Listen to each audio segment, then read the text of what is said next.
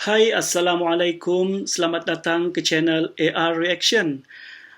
Pada hari ini, apa kata kita ikuti satu lagi video daripada Cik Yus Murtad. Video ini diupload pada 3 hari yang lepas dan bertajuk Wanita Part 1 Encik Yus, Pastor Noah. Dan dalam gambar skrin, dia meletakkan gambar isterinya Sharifah Fal, ex-Muslim. Tanpa perlu basa-basi, jom kita dengarkan apakah sembang Cik Yus Murtad dalam videonya kali ini. Like, comment, and subscribe. Hai, hello, apa khabar semua? Harapan Cik Yus seperti biasa agar semuanya, semua orang lah dalam keadaan sihat walafiat. Okey, dalam keadaan yang getir, keadaan yang tidak baik pada ketika ini. Okey, terlebih dahulu Cik Yus mulai dengan Shalom, Assalamualaikum dan selamat sejahtera kepada semua yang mendengar rakaman Cik Yus ni. Okey, Cik Yus mulai sebelum Cik Yus masuk kepada topik yang Cik Yus buat rakaman untuk kali ini. Cik Yus mulai dengan beberapa petikan ayat daripada Bible. Cik Yus menyentuh daripada buku Matthew 19 ayat ke-7 hingga ke-18. Kata mereka kepadanya, jika demikian apakah sebabnya Musa memerintahkan untuk memberikan surat cerai jika orang menceraikan isterinya? Kata Jesus kepada mereka, kerana ketegaran hatimu Musa mengizinkan kamu menceraikan isterimu, tetapi sejak semula tidaklah demikian. Tetapi aku berkata kepadamu, barang siapa menceraikan isterinya kecuali kerana zina, lalu kahwin dengan perempuan lain, ia telah berbuat zina. Murid-murid itu berkata kepadanya, jika demikian halnya hubungan antara suami dan isteri, lebih baik jangan kahwin. Akan tetapi, ia berkata kepada mereka, tidak semua orang dapat mengerti perkataan itu, hanya mereka yang dikarunia sahaja. Ada orang yang tidak dapat kahwin kerana ia memang lahir demikian dari rahim ibunya. Dan ada orang yang dijadikan demikian oleh orang lain, dan ada orang yang membuat dirinya demikian kerana kemauannya sendiri, oleh kerana kerajaan syurga. Siapa yang dapat mengerti, hendaklah ia mengerti. Lalu orang membawa anak-anak kecil kepada Jesus supaya ia meletakkan tangannya atas mereka dan mendoakan mereka. Akan tetapi murid-muridnya memarahi orang-orang itu. Tetapi Jesus berkata, biarkanlah anak-anak itu. Janganlah menghalang-halangi mereka datang kepadaku. Sebab orang-orang seperti itulah yang empunya kerajaan syurga. Lalu ia meletakkan tangannya atas mereka dan kemudian ia berangkat dari situ. Ada seorang datang kepada Jesus dan berkata, Guru, perbuatan baik apakah yang harus kuperbuat untuk memperoleh hidup yang kekal? Jawab Jesus, apakah sebabnya engkau bertanya kepadaku tentang apa yang baik? Hanya satu yang baik. Tetapi, jikalau engkau ingin masuk ke dalam hidup, turutilah segala perintah Tuhan. Kata orang itu kepadanya, perintah yang mana? Kata Jesus, jangan membunuh, jangan berzina, jangan mencuri, dan jangan mengucap saksi dusta, iaitu memfitnah. Okey, jelas daripada ayat ni bagaimana dimengertikan tentang perkahwinan. Dan ayat yang terakhir itu Jesus menyentuh berkenaan jangan membunuh, jangan berzina, jangan mencuri dan jangan memfitnah.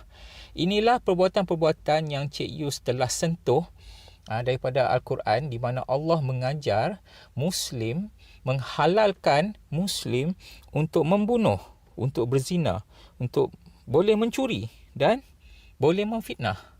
Cik Yus dah terang dalam video-video Cik Yus sebelum ni, rakaman Cik Yus sebelum ni, bagaimana Allah menghalalkan semua perkara-perkara terkutuk ini.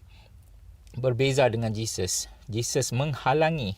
Okey, Jesus menasihati umatnya, pengikut-pengikutnya agar jangan membuat perkara-perkara terkutuk ini kerana ianya adalah perbuatan-perbuatan syaitan, perbuatan-perbuatan terkutuk. Jelas perkara-perkara ini adalah perkara-perkara terkutuk. Jadi bagaimanakah ianya menjadi perkara yang baik? Namun Cik Yus telah memberi dalil yang cukup jelas, straightforward di dalam rakaman Cik Yus sebelum ni, bagaimana Allah menghalalkan semua perkara-perkara ini. Jadi siapakah Allah ni? Tepuk dada, tanyalah akal sekali lagi. Jangan tertipu. Jangan tertipu dengan permainan syaitan. Kita ni manusia diberi akal. Tuhan beri akal kepada kita. dan memberi kepandaian kepada kita untuk berfikir apakah manusia tak mampu untuk berfikir yang mana baik dan yang mana buruk. Kenapa kita masih menghalalkan perkara yang buruk? Bukankah perkara itu adalah jelas, nyata? Jadi kenapa kita masih menuruti perkara-perkara yang buruk? Jadi tak dapatkah kita membezakan jika sesuatu itu menghalalkan, kononnya yang sesuatu itu adalah Tuhan, kononnya dia mengaku dia adalah Tuhan, dan menghalalkan perbuatan buruk. Jadi apakah ianya masih Tuhan? Siapakah dia?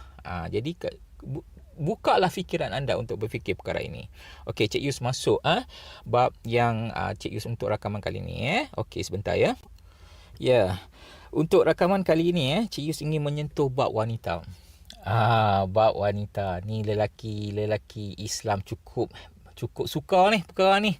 Bab wanita memang lelaki Islam very favourite, kerana itulah membutakan hati mereka. Kerana itulah juga mereka suka sangat nak jadi seorang Muslim. Sebab apa? Dijanjikan dengan habuan-habuan yang cukup hebat melalui wanita ni. Okey, pada Cik Yus sebelum Cik Yus just rungkaikan sedikit pada Cik Yus, wanita ni merupakan ciptaan Tuhan yang cukup hebat. Kenapa? Jika dibandingkan dengan lelaki, ketahanan wanita daripada segi mental dan spiritual adalah amat tinggi sekali. Memang lelaki gagah dan kuat, tapi kelemahan lelaki adalah wanita. Nampak? Nampak gagah, kuat dan sebagainya. Tetapi kelemahan yang paling utama kepada lelaki adalah wanita. Wanita cukup kental, sebab itu ada pepatah mengatakan bahawa tangan yang menghayun buaian mampu menggoncang dunia. Okey, pada Cik Yus memang amat mengagumi wanita. Untuk makluman semua, Cik Yus amat beruntung dipertemukan Tuhan dengan Kak Comel. Kak Comel merupakan antara wanita yang cukup hebat pada Cik Yus. Kak Comel cukup kental dan penyabar. Kebanyakan orang memang tahu bagaimana pengalaman Kak Comel sejak kecil. Kak Comel seorang isteri yang baik. Sejak berkahwin dengan Cik Yus, Kak Comel tak pernah walau sekali curang kepada Cik Yus. Untuk makluman semua, memang ramai lelaki yang berpangkat, kaya raya, berketurunan diraja pun ada cuba nak teka Kak Comel. Okey, namun Kak Comel pendirian dia satu, tetap setia pada Cik Yus. Sebab itulah tujuan perkahwinan, tetap setia. Kak Comel tak pernah pandang mana-mana lelaki lain selain Cik Yus. Semua lelaki yang cuba teka dia, Kak Comel beritahu kat Cik Yus. Ini termasuklah untuk makluman semua, salah seorang staf Cik Yus cuba teka Kak Comel. Pada masa tu Cik Yus bekerja pegawai kan, pegawai kerajaan. So staf Cik Yus seorang. Cik Yus tahu perkara ni, tapi Cik Yus tak pernah sound staf Cik Yus tu, sebab Cik Yus tak mau ada masalah. Cik Yus nak bekerja dengan baik dengan dia orang ni apa semua, walaupun Cik Yus tahu perangai dia macam tu. Dan Cik Yus cuma kami macam Kak Comel tahu dia punya kedudukan yang macam mana, isteri orang dan sebagainya, dia tak layan. Walaupun staf tu cuba nak menggoda nak perangai lelaki Islam, dia tak kira. Isteri orang pun dia nak try. Ni isteri, bukan cakap isteri orang, isteri pegawai isteri pegawai dia pun nak try. Nampak tak macam ni? Ini kerana Cik Yus tahu hati budi Kak Comel. Kak Comel semasa mula menjadi wife Cik Yus, dia cakap pada Cik Yus, Cik Yus lah yang awal dan yang akhir. Itu selama-lamanya. Hidup dan mati Kak Comel ni adalah Cik Yus.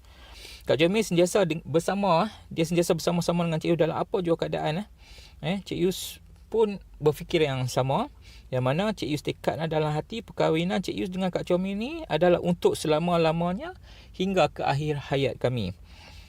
Bukan untuk seminggu, untuk sebulan, lepas tu nak bercerai ke apakah. Bukan, kami bukan macam tu. Kami sama-sama cuba bersefahaman. Cik Yus punya perangai, mana saja Cik Yus pergi, Cik Yus akan bawa Kak Comel. Cik Yus punya perangai macam tu. Cik Yus tak suka nak hang out dengan kawan-kawan, lepak-lepak, buang masa, sembang kosong. Itu bukan Cik Yus.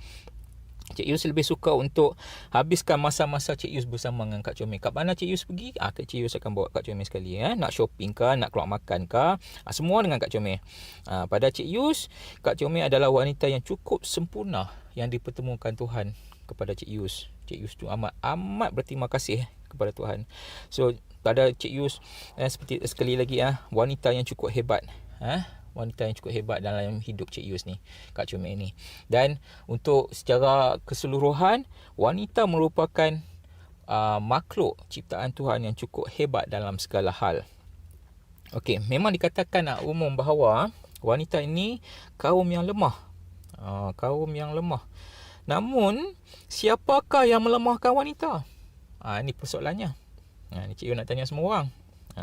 Yang melemahkan wanita ni adalah lelaki. Tapi Cik Yus, bila lelaki ni dia ada spesifik sikit. Okey. Pada Cik Yus, wanita bukan makhluk yang lemah, tetapi makhluk yang cukup hebat ciptaan Tuhan. Lelaki yang Cik Yus masukkan ni adalah, kalau daripada segi agama Islam. Lelaki Islam ialah yang melemahkan kehebatan wanita. Kalau daripada segi ajaran lain, lelaki dalam ajaran lain, kami menaikkan, kami sama. Antara wanita dan lelaki tak ada perbezaan, sama aja. Wanita ni mampu melakukan pelbagai kerja dalam sesuatu masa, dalam tempoh yang panjang. Daripada segi fizikal, lelaki memang kita nampak gagah, boleh buat kerja-kerja berat. Namun kerja-kerja tu adalah kerja yang memang lelaki boleh mampu buat, berat dan sebagainya. Tapi kalau daripada segi emosi dan spiritual, macam mana? Kebanyakan lelaki ni lemah. Contohnya wanita yang berkejaya, kita tengok daripada segi spiritual dan mental. Wanita yang berkejaya sejak pagi-pagi, contoh dah bangun, siapkan sarapan, lepas tu dia make up, bersiap-siap, menghiaskan diri, lepas tu buat kerja-kerja di pejabat, balik rumah, masak, kemas rumah, tengok anak, mandi anak, tengok kerja sekolah anak, tengok suami, lepas tu plan pula untuk esok hari apa nak buat, nak masak apa, kerja di pejabat apa dia, hal-hal anak, termasuklah suami nak makan apa, nak pakai apa, semuanya wanita dia kontrol, dia plan. Memang wanita cukup hebat daripada segi planning. Itu memang kehebatan wanita. Plan is the advantage of the woman.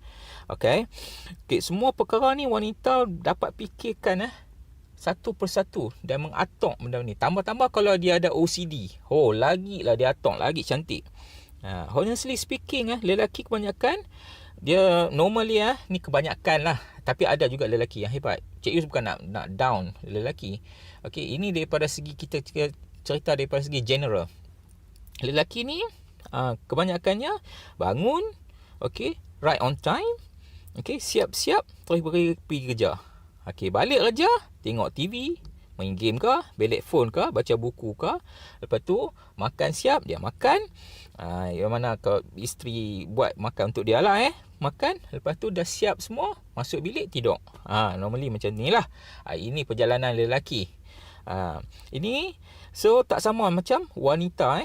Wanita banyak menguruskan rumah tangga. Sebab tu bila kata rumah tangga, pengurusan rumah tangga semuanya wanita. Kebanyakan wanita yang lakukan daripada lelaki. Lelaki banyak relax yang macam tu. Namun lelaki ni apabila terpaksa mengambil tugas wanita menguruskan rumah tangga, yang mana mereka yang melalui pengalaman ni yang akan mengakui bahawa bagaimana beratnya menguruskan rumah tangga. Nak uruskan rumah tangga ni bukan kerja yang ringan. Dia bukan senang nak buat semua dalam keadaan teratur, sempurna apa semua ni. Terutama dalam bab anak-anak.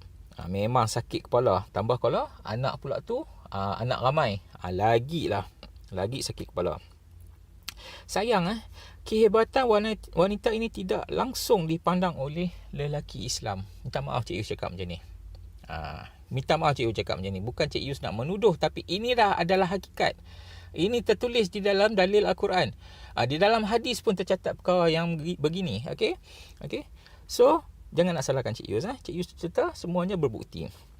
Mereka menganggap wanita hanya sebagai alat dan keperluan mereka untuk sesuatu. So wanita ni hanya alat kepada lelaki Islam. Wanita tidak dipandang tinggi, malah kebanyakan hal wanita akan dipinggirkan dan hak lelaki akan dilebihkan. Contoh, Cik Yus bagi contoh. Contohnya adalah faraid. Boleh cek balik apa Cik Yus cakap ni betul ke tak betul. Tengok balik faraid, boleh tengok bagaimana wanita direndahkan. Apakah ini yang dikatakan keadilan? No, tak adil. Apa beza lelaki dan wanita? Kenapa nak membezakan lelaki dan wanita? Kedua-duanya ciptaan Tuhan. Okey, So, lelaki Islam mendominasi wanita dalam segala hal dan ini menyebabkan taraf wanita, martabat wanita direndahkan. Dalam hal hubungan ataupun hal keintiman, wanita dikatakan wanita ni merupakan macam seperti alat pelampias nafsu lelaki Islam. Lelaki Islam dikatakan mempunyai 9 akal, 1 nafsu. Dan wanita pula dikatakan mempunyai 9 nafsu, 1 akal. Tapi kalau kita tengok balik, lelaki pula yang boleh berkahwin sampai 4 orang. Walaupun lelaki dikatakan mempunyai 1 nafsu saja, tapi boleh kahwin sampai 4 orang. Wanita yang mempunyai 9 nafsu tak boleh kahwin ramai. Kat mana tu? Macam mana? Tak pelik ke? Patutnya kalau ikut daripada common sense, siapa yang mempunyai nafsu yang lebih, dialah patut kahwin ramai. Pasal nafsu dia banyak. Dia tak boleh cukup dengan seorang, dengan satu dia kena kahwin, dia kena ramai baru dia boleh cukupkan nafsu dia. Itu daripada segi common sense kita fikir. Tapi kenapa boleh jadi macam ni? Dikatakan macam ni. Nampak tak? Penipuan kat sini, penipuan. Daripada segi keadilan dah jelas berhad sebelah. Tak adil di mana lelaki boleh mengahwini ramai wanita. Alasan yang boleh kahwin ramai wanita adalah kerana dikatakan jumlah wanita di dalam dunia ni adalah lebih ramai daripada lelaki. Apakah fakta ni benar? Betul ke? Dikatakan wanita cukup ramai. Bilangan wanita cukup ramai bilangan dalam dunia. No, it's not. Sama sekali salah. Ni semua penipuan. Statement ni penipuan semata-mata. Kalau tak percaya cakap Cik Yus, boleh cek. Boleh cek. Okey, boleh masuk dalam statistik dunia. Okey, boleh lihat kat situ jumlah lelaki sebenarnya adalah lebih banyak daripada jumlah wanita. Boleh tengok current yang mana yang mana macam statistik bilangan jumlah penduduk dunia. Okey, di antara lelaki dan wanita, begitu juga dengan kematian. So kita boleh nampak current kat situ. Setiap detik, setiap masa, setiap second boleh dikatakan ada je bayi-bayi yang dilahirkan. So di situ ditunjukkan, okey, ini bayi lelaki, bayi perempuan. Okey, ada juga dalam masa yang sama kematian di seluruh dunia ni. Setiap detik ada saja kematian. Okey, kat situ kita boleh nampak yang mana yang hidup dan mana yang mati. Yang hidup ni baru dilahirkan lelaki dan wanita, semua ada kat situ. Boleh nampak. Dan Cik Yus boleh cakap sebab Cik Yus dah cek benda ni. Bilangan lelaki adalah lebih ramai daripada wanita. Jadi bermakna fakta mengatakan bahawa jumlah wanita lebih banyak daripada lelaki adalah salah sama sekali. Salah sama sekali kerana ianya adalah penipuan.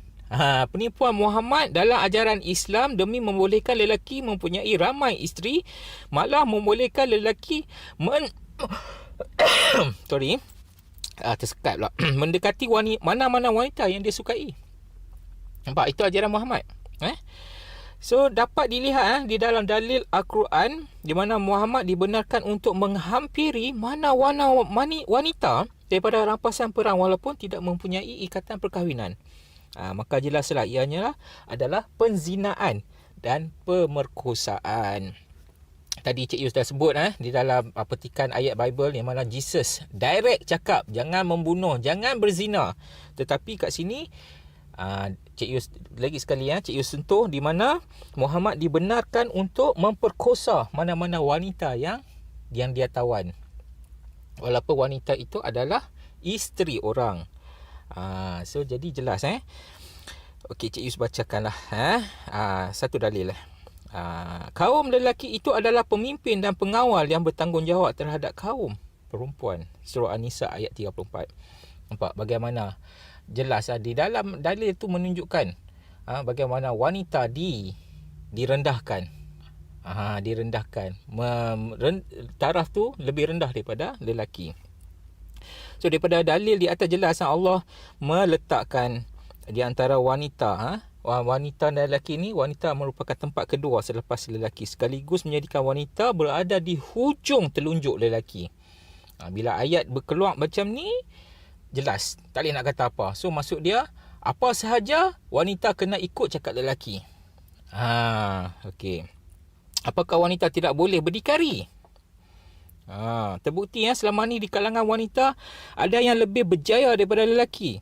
Malah ada yang wanita mempunyai suami yang langsung tidak menjalankan tanggungjawab dengan sempurna, mengakibatkan wanita itu, isteri itu dalam keadaan dilema dan tidak dapat berbuat apa-apa hanya kerana dalil di atas. Dalil dan juga selain pada itu ayat keramat yang berbunyi syurga isteri di bawah telapak kaki suami. Ada pula statement macam tu syurga isteri di bawah telapak kaki suami, selaras dengan sabda Muhammad yang berbunyi suamimu syurga atau nerakamu.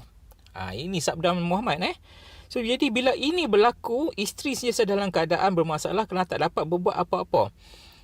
Jika ada masalah rumah tangga, dirujuk kepada pihak berwajib.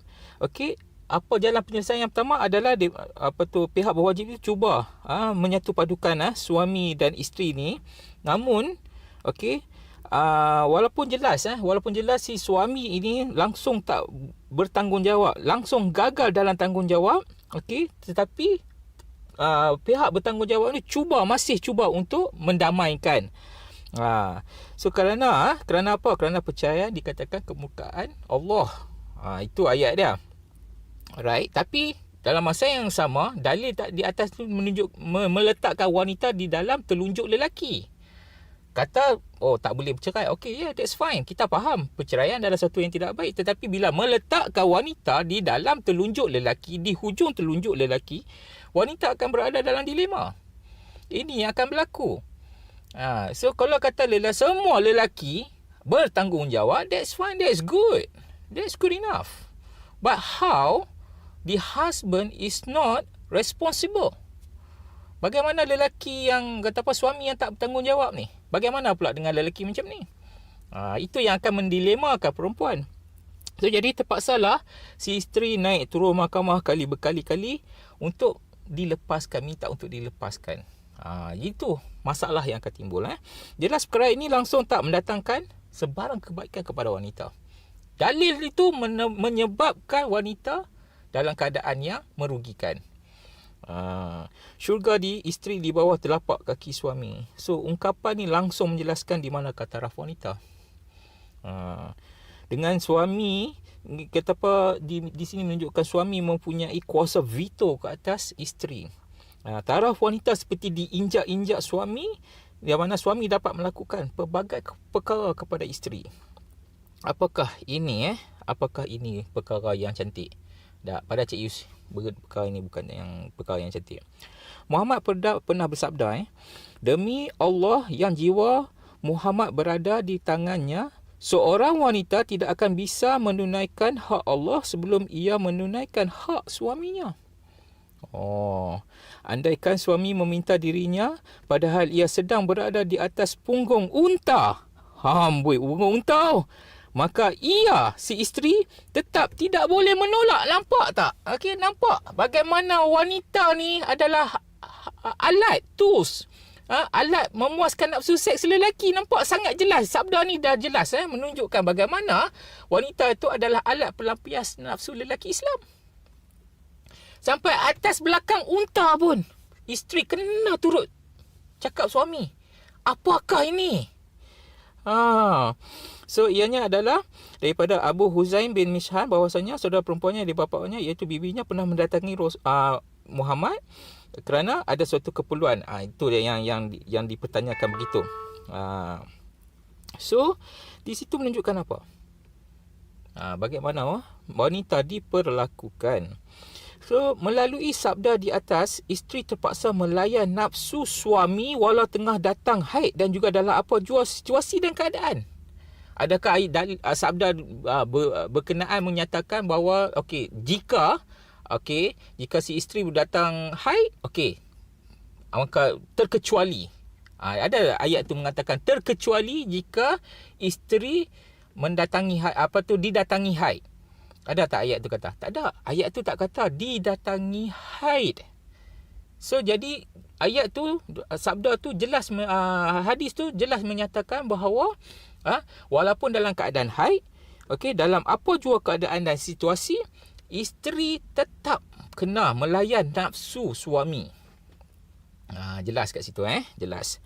So kita dapat semua, this is common haid adalah waktu di mana isteri terpaksa berehat seketika dalam proses semula jadi wanita membersihkan diri. Ini semua common, semua tahu So daripada segi kekotoran keluar melalui darah haid tu apa semua. Okay, this is common, boleh baca buku Tapi yang Cik Yu nak sentuh adalah lihat bagaimana wanita diperlakukan lelaki Islam.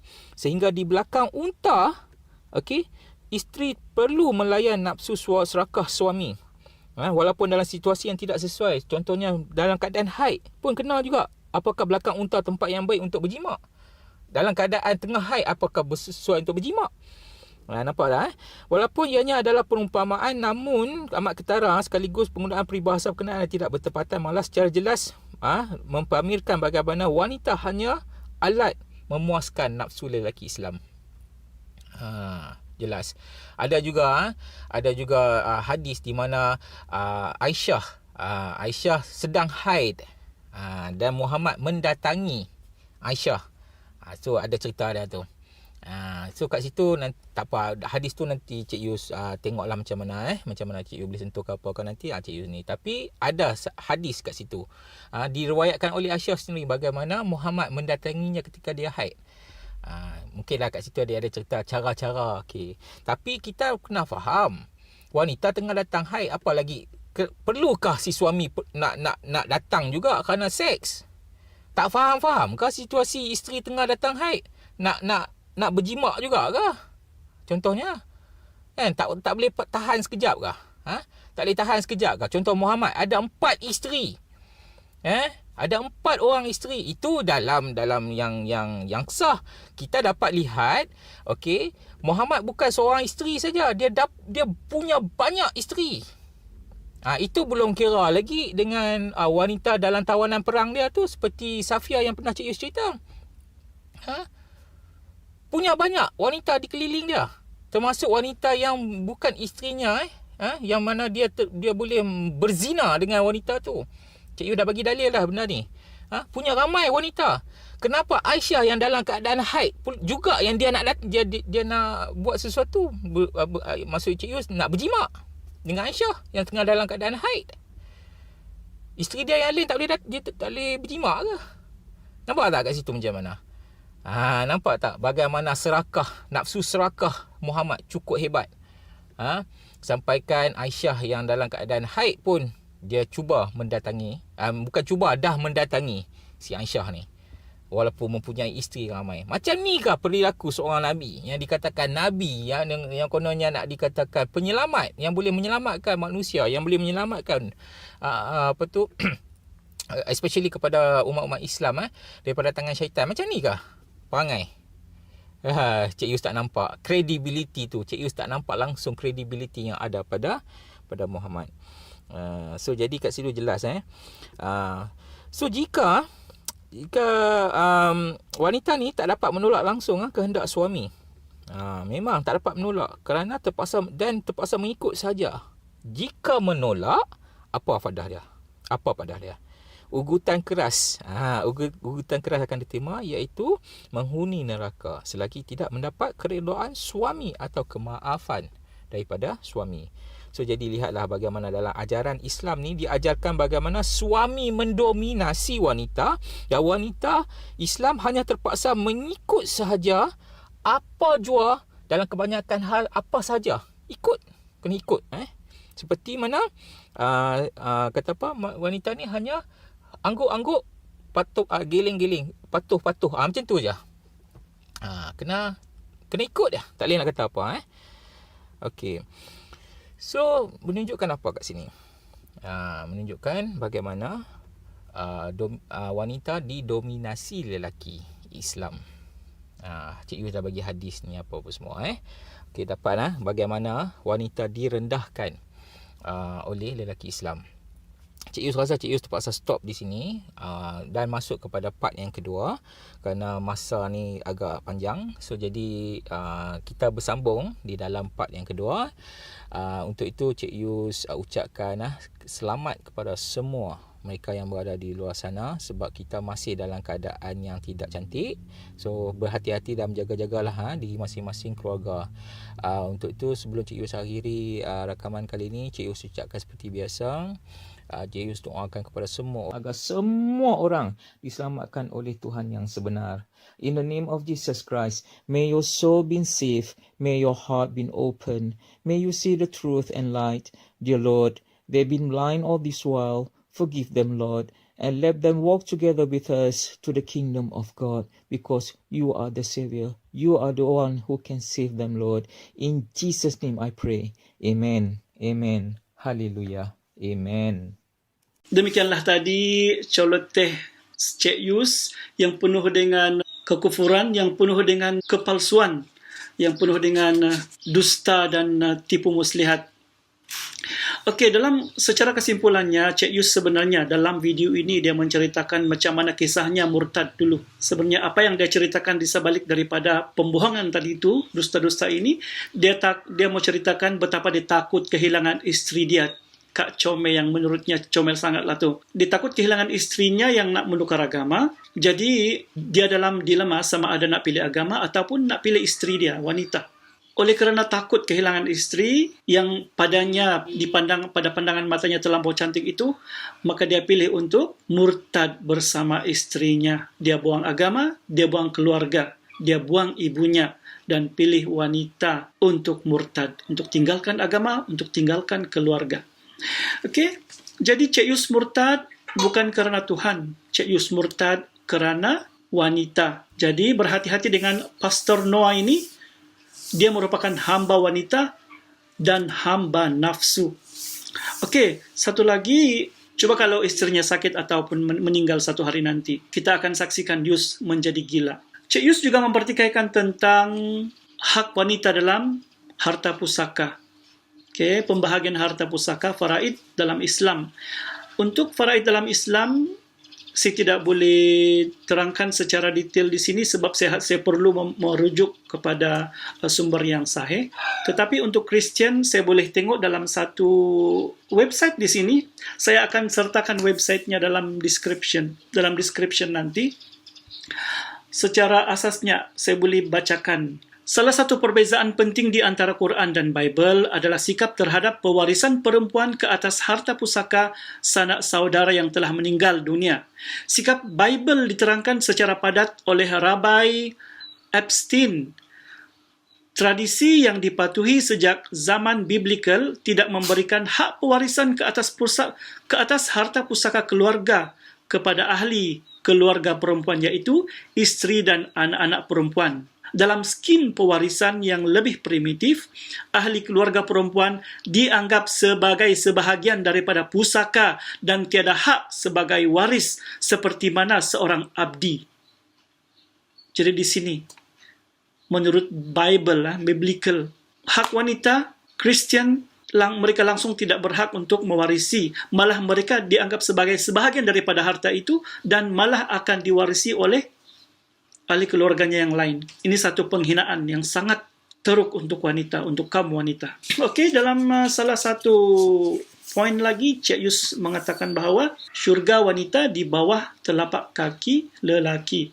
Tetapi Cik Yus lupa ataupun sengaja potong part seterusnya, iaitu untuk anak laki-laki, syurganya di bawah telapak kaki ibu. Dan ibu itu siapa? Ibu itu adalah seorang wanita. Dan saya faham kenapa Cik Yus potong bahagian ibu itu. Sebab dia sendiri sudah buang ibunya selepas dia memilih untuk murtad bersama dengan istrinya yang sangat dia cintai. Dalam dunia Cik Yus sudah tidak ada keluarga, sudah tidak ada ibu bapa. Jadi syurganya adalah pada tubuh istrinya sahaja. Itulah syurga Cik Yus, hamba nafsu. Saya tidak sempat untuk catat semua, dan salah satu lagi poin yang saya boleh pertikaikan, Cik Yus mempertikaikan hadis Nabi yang mengatakan bahawa wanita pada akhir zaman wanita lebih ramai daripada lelaki. Cik Yus menafikan hadis ini. Cik Yus mengatakan bahawa lelaki lebih ramai daripada wanita. Jadi siapa yang percaya dengan Cik Yus, anda juga gila sama macam dia. Yang lain saya tidak sempat catat. Jadi kita akan nantikan bidasan-bidasan daripada orang-orang agamawan yang sudah pastinya akan mendengar dusta Cik Yus ini dan akan memberikan pencerahan dalam video-video mereka nanti. Sekiranya ada, nanti saya akan kongsikan dalam channel saya insya-Allah. Jadi sekian sahaja perkongsian kali ini. Semoga kita mendapat manfaat dan kita mengenali siapa Cik Yus Murtad yang sebenarnya, seorang hamba wanita. Sekian, Assalamualaikum. Like, comment, and subscribe.